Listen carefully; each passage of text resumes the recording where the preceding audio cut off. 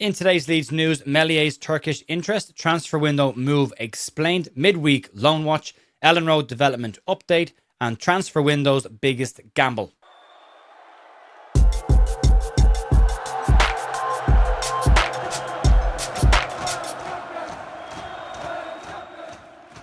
Hey folks, welcome to the Leeds View for Wednesday the 4th of February with your Leeds United news. Couple of things to bring you up to speed on before we get into it. Daniel Farke's press conference is at 1:30 today. We'll have a reaction to that about 3 o'clock over on bigup.com if you're interested in that. Also, we partnered with okjersey.com. If you want to get 8% off their replica shirts, you can use the code TView. Details of that are in a pinned comment as well as in the description down below. It'll be on the video for the rest of it anyway, to keep an eye on that.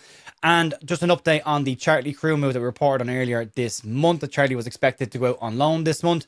Charlie has an injury, and that's unfortunately been the issue for him, why he hasn't left the club on loan this month. So Charlie Crew will go back into the Leeds United under 21 side for the remainder of the season. They might even knock around the first team. You never know what'll happen. Daniel Farke does like him, and he has been decent before there. So we'll see how he gets on.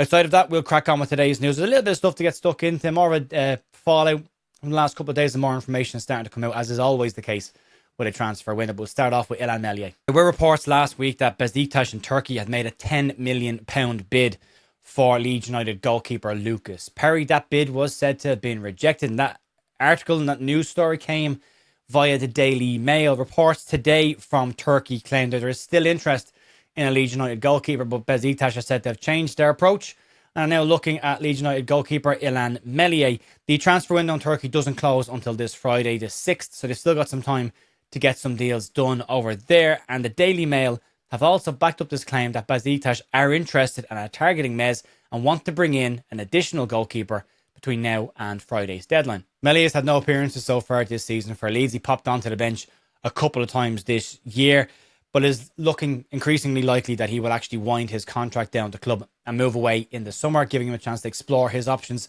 on his own terms. Leeds' failure to sell players in the last couple of transfer windows have compounded the financial constraints that Leeds have had in that very tight PSR situation right now. Meslier, who was a player that would have offered Leeds 100% PSR profit, will now likely leave the club for nothing. The belief, though, despite the interest from Besiktas, is that Meslier will wind his contract down this season, will leave the club on a free transfer in the summer and look to explore his options. At that point, it's one that Leeds have made a bit of a mess of, if we're being very honest about the situation here. Like to say in the summer that it was in everyone's best interest to keep Meslier at the club now appears to be a little bit short-sighted. It's one that's definitely made an impact, and we could have got a couple of quid in the summer for. And Leeds, maybe, we talked about last night in the podcast, maybe need to be a bit more aggressive when it comes to moving players on that don't have a future at the football club. And as we said last night, is it time to park sentimentality at certain situations and move players on, especially in the PSR world.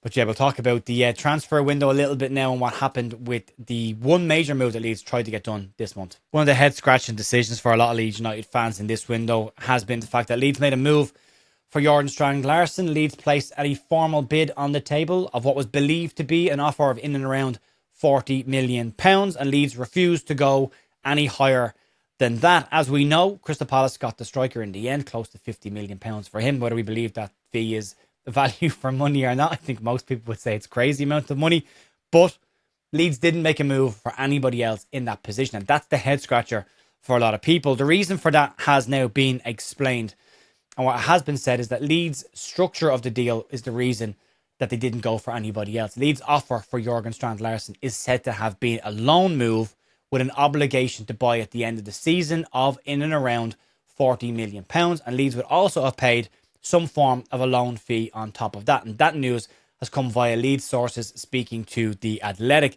Leeds were said to have in the summer roughly 7 to 10-ish million pounds floating around in their current PSR window, but they wanted to push and try and get Strand-Larsen in the door as they saw him as a longer term project. He's 25 years of age. He fits an awful lot of the profile of the strikers Leeds want to bring in. And obviously, as we talked about, Lucas Metch's only got a contract till the end of next season, so maybe looking at that position as well. But it does explain why Leeds didn't make a move for anyone else in that position. Again, given the finances that were available and given the situation, Leeds' talking points was said to be who's available and how much will they cost. And they are the two main factors in this. And Leeds did discuss other players, but they didn't make financial sense at this point. So Leeds will go as they are, only adding Facundo Buenanotte to the squad for the remainder of this season. And that essentially just finishes off Leeds United's summer business. Facundo Buonanotte was the player they wanted. Then Robbie Evans said at the end of the summer window, Leeds didn't want to do any business in January if they didn't have to. Getting Buonanotte in essentially finishes the summer business that they wanted at that point in winter. Now, again, does it leave us a little bit tight? Yeah, probably a little bit tight. But if everything goes well, and we are crossing fingers here, we could be okay. And we'll talk about that a little more towards the back end of the video. Let's get into a bit of a midweek loan watch. Only a couple of players in action of the Leeds loanees this week. Joe Gelhardt continues his recovery from injury. He started for Hull City in their 0-0 draw with Watford last night. He played 75 minutes before coming off the pitch. He's still building his sharpness up after a lengthy layoff with injury. Mateo Joseph started on the bench for Real Mallorca in their 4-1 win over Sevilla. Joseph came off the bench in the 84th minute, made an immediate impact in that game. He set up Pablo Torre for their 4th goal in that game. Just the two in action. There's nobody in action tonight either. The rest are in action Thursday and Fridays. We'll give you that information over the course of next week. Right, let's move on. Let's talk about the Elland Road Stadium development. A little bit of an update on that situation. So planning permission, as we know, has been now granted fully for the West Stand and the North Stand, and it's all been done and dusted. It will add an additional 15,000 seats to the Elland Road Stadium, but the planning also included one additional little bit of information that seems to have gone under the radar. As part of the planning permission, Leeds also put in a piece that included alterations to the South Stand. Now, it's not clear what those alterations to the South Stand actually are. It's more than likely just aesthetics to follow up with what the rest of the ground will look like around the outside. But the full plan permission means that work will now begin on the stadium once the season is concluded in May. And according to the current ownership, they say that it's not dependent on Leeds' divisional status. So if the worst case scenario was to happen and Leeds did drop out of the Premier League, the work would still take place. The stadium redevelopment doesn't fall into PSR or SCR, so they can still work away outside of that. Once the redevelopment is completed, though, it will make Elland Road one of the biggest stadiums in England. It will give it a higher capacity than St James's Park in Newcastle, and just behind the Etihad Stadium. Might not be as big as the Etihad, but will likely have more fans in it. The West Stand redevelopment also is a massive scale of a stand. You can see it on the screen there. The red outline is the existing West Stand, and the rest of it is the new stand, and it will go all the way back to the slope just at the Fullerton Park car park. Some work has already begun on the stadium redevelopment. It's groundwork, it's marking, it's electrical work that you'll see around the West Stand if you're there, but it will go all the way back, as I say, to Fullerton Park. It's huge. It's a massive, massive, massive stand. This is the first redevelopment work, kind of major redevelopment work since the terrace was taken out of the Kop and replaced by seats. Obviously, that's been replaced again since then with the safe standing terraces. So, yeah, major one there. It'll also mean that Leeds' UEFA standing will increase, and it means that Elland Road can and will be able to host international games if the UK gets any international tournaments. Elland Road is now back on the slate of grounds that can host international games, so that's a positive as well. And let's move on and talk about the transfer window's biggest gambles. Interesting piece by Isaac Johnson today. I think we can all agree that not adding at least one more player to the Leeds United squad, especially up top, probably leaves us a little bit light and gives us a little bit of a worry about our strikers' fitness. But there is a question about who's taking the bigger gamble here. Is it a bigger gamble to go for it, or is it a bigger gamble to sit and stay as you are with a stable squad? And Leeds, from a Leeds perspective, it's really, really clear. Leeds have decided to just add one player, Facundo Buonanotte, and keep the side as it is and keep that dressing room stable. Daniel Farkas talked about it at length, about making sure he keeps a tight group, and he's got a good group right now that he is very happy with. But the Leeds rivals have all spent money. Those clubs that are in and around us, and West Ham's issues this season have all been defensive issues, and what they've done in the market isn't exactly fixing all of their problems. Their decision to let Igor Julio head back from his loan and bring in Axel Disasi as a replacement is just a like-for-like replacement. However, Disasi hasn't played a senior game of football this season. He wasn't registered as part of Chelsea's squad and has just been playing in their under-21 side. And outside of that, they've strengthened their attack. Adama Traore, Tati Castellanos and Pablo Felipe.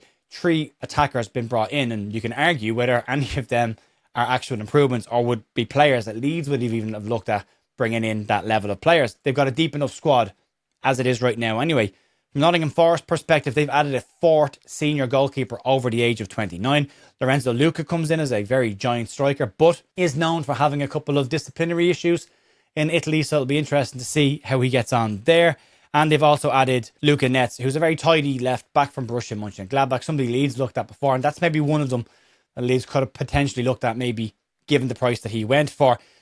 Crystal Palace, they won the race, as we know, to sign Jurgen Strand Larsen, a huge amount of money, but they didn't sell Jean-Philippe Mateta in the end, and that might cause some issues in the dressing room. They brought in Evan Cassant, who didn't exactly hit the ground running at Aston Villa this year, and Brennan Johnson, who when he's good, can be very, very good, but when he's not, can be a little bit average. The question is now, do any of these players actually improve our rival sides? They might give them more options, they might give them a little bit more depth.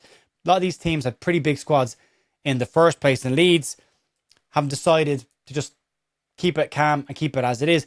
Of those players, I guess I say, maybe Nets is the one that you would maybe say, yeah, could possibly come in and do a job for Leeds. But outside of that, I don't think Adama Traore improves Leeds. Evan Cassant, we looked at in the summer. He didn't do it for Villa.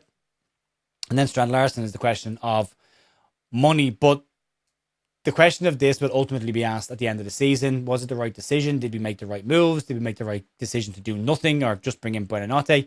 And that will likely be too late at that point. But there's two sides to it. If it works, then Leeds will leave themselves in a position going into the summer where they'll still be in the Premier League and have more financial wiggle room and a few more quid in their pocket to spend on more quality players. The flip side to that is if it doesn't go right, then the questions will be asked of why didn't you make the move when you were in a position, as the saying goes and as the Square Ball said this week, you fix the roof when it's sunny. Why didn't they make the move at that point? But all of that, unfortunately, will have to be looked at with hindsight at the end of the season. But from a Leeds perspective right now, we've seen this squad being very capable in the last 2 months outside of the Arsenal game. That's the one outlier right now. And they've got a lot of their sides in and around them to play at home. Leeds arguably need 4 wins and 3 draws from the remaining 14 Premier League fixtures. That will get them over the 40-point mark.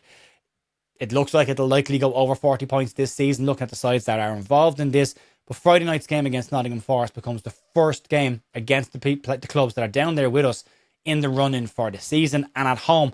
And that becomes a huge game. If Leeds can get a win on Friday night against Forest, that will settle an awful lot of the nerves. And it's another game down. We're counting games down more so than counting points up at this stage as well. And if we can keep that gap, and it is still a 2-game gap minimum between us and West Ham at this point, we'll see how we go. But yeah, it is. Someone's made a gamble here and someone's going to get it wrong. If Palace, West Ham or Forest get it wrong and one of those 3 sides go down, they'll have a huge job trying to offload players in the summer to try and rebalance their books heading into the Championship, which won't be an easy task at all. Leeds may have made the smarter decision in terms of money. Whether it's a smarter decision in terms of footballers and points on the board remain to be seen. And I understand both arguments. I think we should have done at least one more. Personally, I think we should have at least one more. But we can argue whether it was worth it or not. Didn't affect us last season when sides around us bought players. But if you want a deeper conversation on this, you can check out last night's podcast. Myself, Jerry McNamee, and Max Covey from Leeds lately had a bit of a chat about that. So you can check that out if you want. Outside that, I'll be over on bigup.com around 3 o'clock to debrief Daniel Farke's press conference, get the injury news and see where we are heading into the game against Forest. And we'll be back tomorrow morning with more Leeds news. Enjoy the rest of your day. I'll talk to you soon. See you later. Bye.